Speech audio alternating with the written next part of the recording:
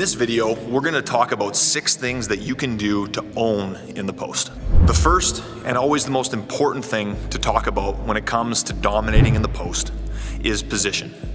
80% of all the work that a post player does happens before he ever touches the ball.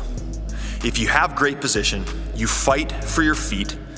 In other words, you fight to have great position on the floor and great balance with your feet, you're going to see a lot of success in the post. The first thing we want to always think about in the post is our spot. We need to fight for our spot in the post. If we are pushed too low in the post, we're not going to have enough room to operate. We're going to be behind the backboard. We're going to be very limited, and the defense is going to be able to cut us off. If we're way too high in the post, now we can't take one dribble and get to the hoop, or we have guards that come in and too many defenders get in our way. So fighting for perfect position is our #1 way to own in the post. What that means is we want to have and fight for a position that's just above the block so that it gives us enough room to either attack towards the middle of the hoop, or if your opponent is taking away the middle, to still have enough room to attack and use the backboard. Second, once we've achieved really good position, we want to make sure that we keep it and hold it. The best way for us to do that, and the second most important thing to own in the post, is to have a wide, balanced stance. We want to make sure that we're always catching the ball wide, on balance, so that we can't be pushed away from the spot that we've just worked so hard to get.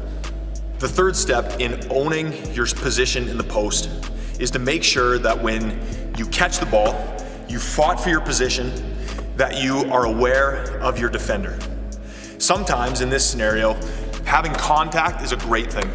If we can feel our defender, we know where they're guarding us and what they're trying to take away. If they're on our hip, on the high side, we know we have a drop step to the backboard. If they're right behind us and we know that they're behind us, we can take the ball hard to the middle. The fourth thing we need to know to own in the post is perfecting the release step. So once we fought for position, we're low and on balance, we know where our defender is, now it's time for us to actually receive the ball so that we can go to work. How we want to do that is to practice a release step. What that looks like is a simple 2-foot jump stop right on the spot that you fought for. We don't want to jump away from the spot or the position that we've gained, but we want to land on 2 feet when we catch the ball. The reason for this is it allows us to choose either pivot foot, and it also allows us to regain any balance we might have lost while we were jostling for position. The fifth step to own your position in the post is to chin the ball. Once we've done all this work to get our good positioning, to get on balance, we've done a release step, the ball is coming into our hands, the last thing we want to have happen is to hold the ball too low and to have a guard come and strip it out. The sixth and final step to own in the post is to be patient.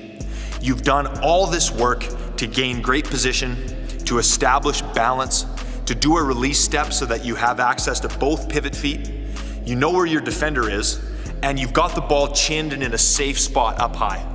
Now, the worst thing we could do is just rush into a move and take a low percentage shot.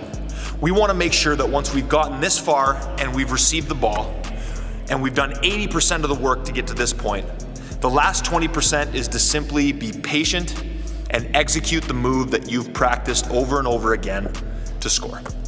So with these 6 weapons in our arsenal, we're going to be able to execute any of the moves that you're going to be working on from other videos that's going to allow you to dominate in the post and execute at a high level.